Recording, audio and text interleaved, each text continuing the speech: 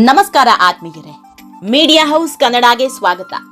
ರಾಜ್ಯ ಕಾಂಗ್ರೆಸ್ ಸರ್ಕಾರದಲ್ಲಿ ಎದ್ದಿರುವ ಕುರ್ಚಿ ಬದಲಾವಣೆಯ ಬಿರುಗಾಳಿ ಬಗ್ಗೆ ಒಬ್ಬೊಬ್ಬರದ್ದು ಒಂದೊಂದು ಹೇಳಿಕೆ. ಡಿಸಿಎಂ ಆಪ್ತ ಶಾಸಕರೆಲ್ಲ ಸಿಎಂ ಬದಲಾವಣೆ ಆಗುತ್ತೆ ಅಂತಿದ್ದಾರೆ, ಸಿಎಂ ಆಪ್ತರೆಲ್ಲ ಬದಲಾವಣೆ ಆಗೋದಿಲ್ಲ ಅಂತಿದ್ದಾರೆ.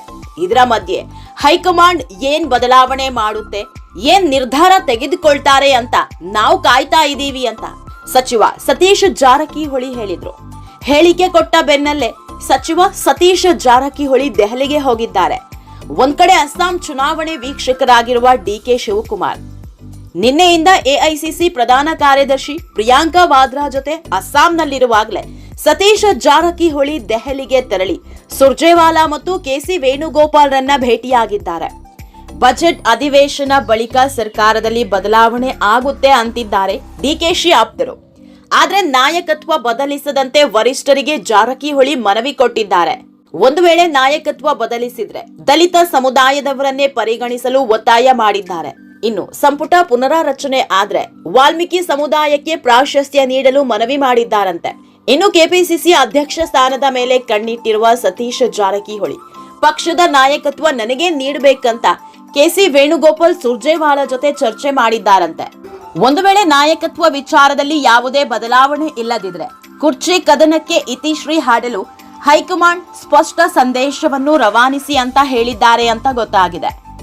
ಒಂದು ಕಡೆ 5 ರಾಜ್ಯಗಳ ಚುನಾವಣೆ ಗೆಲ್ಲೋ ಬಗ್ಗೆ ಹೈಕಮಾಂಡ್ ತಲೆ ಕೆಡಿಸಿಕೊಂಡಿದೆ.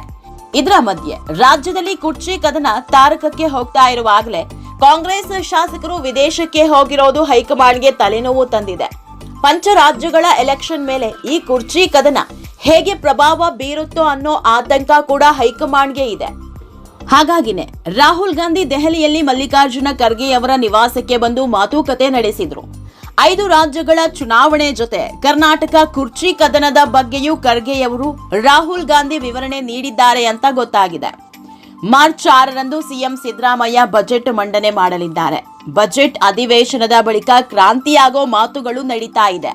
ಹೀಗಾಗಿ ಸಿಎಂ ಸಿದ್ದರಾಮಯ್ಯ ಸತೀಶ್ ಜಾರಕಿಹೊಳಿ ಮೂಲಕ ಒಂದಷ್ಟು ಸಂದೇಶಗಳನ್ನು ದೆಹಲಿಗೆ ಕಳಿಸಲಿದ್ದಾರಂತೆ.